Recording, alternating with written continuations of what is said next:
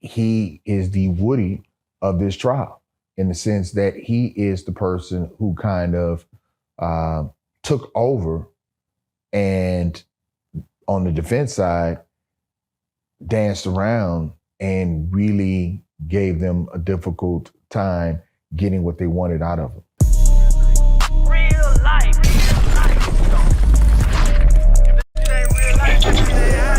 It ain't real life. Just ain't real life. Street Starz. You know what time it is. But so it does go to speak to, like, you know, the juror who chose to lie, or not lie, but say he stays in New York. A lot of people, the Punisher, you're good friends with Woody after the YSL trial. A lot of people find, and even with the OJ trial, people find ways to create careers of being in high profile cases, whether jury, whether just a witness or whatever. Do you see that people, whoever's part of this jury, may create, write books? They're allowed to do that after once the trial is done. They're right to speak on how they went through it. So these are sometimes looked at as opportunities to further one's life, especially in this social media era. Would you say that? I would agree. I mean, it is carpe diem, seize the day. And I think the person who probably had the best chance of doing that was the stylist. Yeah, come on. Because he was entertaining, he was engaging, the jury liked him, the audience who were listening or people in the courtroom liked him. And so there was an opportunity for him to catapult that and really use it. I think I even said during one of our dialogues is that he is the Woody of this trial in the sense that he is the person who kind of took over and on the defense side danced around and really gave them a difficult time getting what they wanted out of him. Yeah, I kind of saw the Punisher. I'm seeing him making his media rounds. You know, he was just on with Cameron, It Is What It Is, or whatever the podcast Cameron had with him. And he just blatantly asked him, like, man, how was Cassie, bro? And I'm like, the trial's still going on. And yet he's out here having interviews just talking about, just like, can either the prosecution or the defense say, hey, because I know Woody was out doing the same thing. So what process, once you go on stand, if the court is still, of course, trying to find either if the verdict's going to be guilty or not guilty, do they have any ability to shut up either a witness or anyone's testimony or anyone going on to just kind of further, kind of bring forward whatever their story is that they maybe didn't say on trial? Or can they get brought back in based on, hey, you went on this podcast and talked about this, which you didn't talk about? That's brought more questions. We need you to come back in now. We've seen that. Yeah. That all of what you just said can happen. Judge can put out a gag order. When I worked on the Travis Scott trial, okay, Houston, Astroworld. Yeah, Astroworld, yes. There was a gag order put out, and I think I did an interview with Rolling Stone, and after that, and so even the new Netflix documentary, I was called to speak on that, and I couldn't. I couldn't speak. I mean, that gag order is just papers at the end of the day. Yeah. Okay. Yeah. Find yourself next to I Diddy. like sleeping in my own bed. Right. And not a cot. Yeah, and I'm not big on.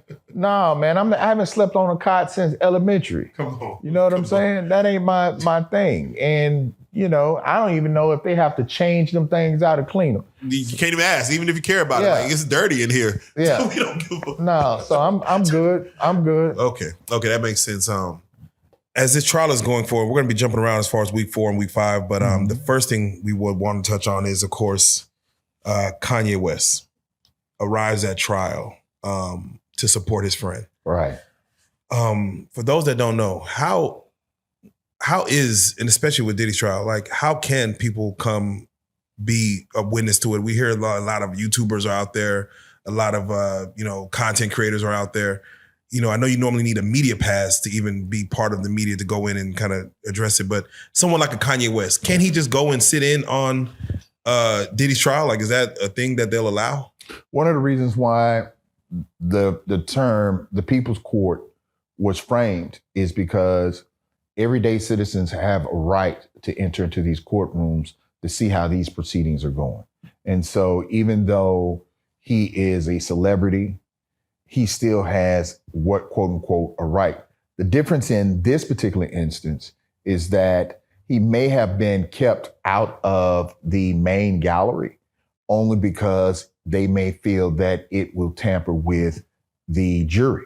Because if the jury sees that someone such as a Kanye West is willing to come in there and support Mr. Combs, it could sway the jury, or that they could feel like it could sway the jury. And so they don't want any outside circumstances or extraordinary events to shape the mind or change the trajectory of this case and leave it solely on the facts. Understandable. Yeah, Kanye is a big figure.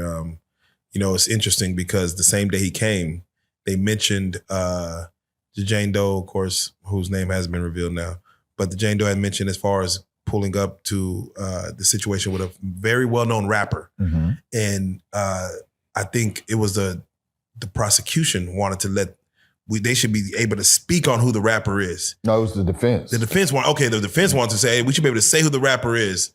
And the prosecution, moved against that as far as we don't need to know. First and foremost, give us your take as far as the defense wanting the rapper's name to be mentioned, that we should, if this is a court of public opinion, I mean, we're going to fight this in the public, then we need to know who's all involved in this and them not letting the rapper's name out.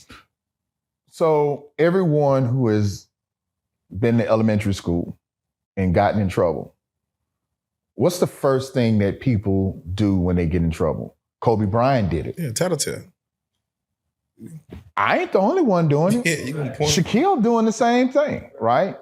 And so they point to others to show that what they're doing is not necessarily awful and is really something that people like them do. And so I've said it at the very beginning, is that there is a world that many of us don't know about with people with this kind of money and this kind of access, that they live differently than us. I mean, the things that we see on social media, they're not there for no reason, right? I mean, and I'm not trying to take a shot at anyone, but you have a person who is attractive and you see them in this lavish lifestyle. But when you hear them speak and they open their mouth, you're like, clearly you're not running an empire or a business because you can't, right? Just from the way that they're carrying themselves and speaking, you automatically assume, okay, it's something else behind all of this stuff that you receive, right, and all the stuff that you're around. And so I think you shine a light on the lifestyle and the access, and that everybody has this access, and it's not necessarily just Sean Combs. He's not the only one. Would you like to take a stab at who that rapper was? I absolutely will not. Okay. I absolutely will not. But I will throw the phrase out there: a hit dog will holler. And so I thought you were gonna say like, she takes my money. No. Okay, I'm sorry. No. Matter of fact, good friend of mine. I'm not gonna say her name, but she was actually the lead model in that video. And very dope. And so she's married to one of my best friends. I'm gonna go back and watch. I'm gonna go back and watch the video. She's married to one of my best friends. Amazing.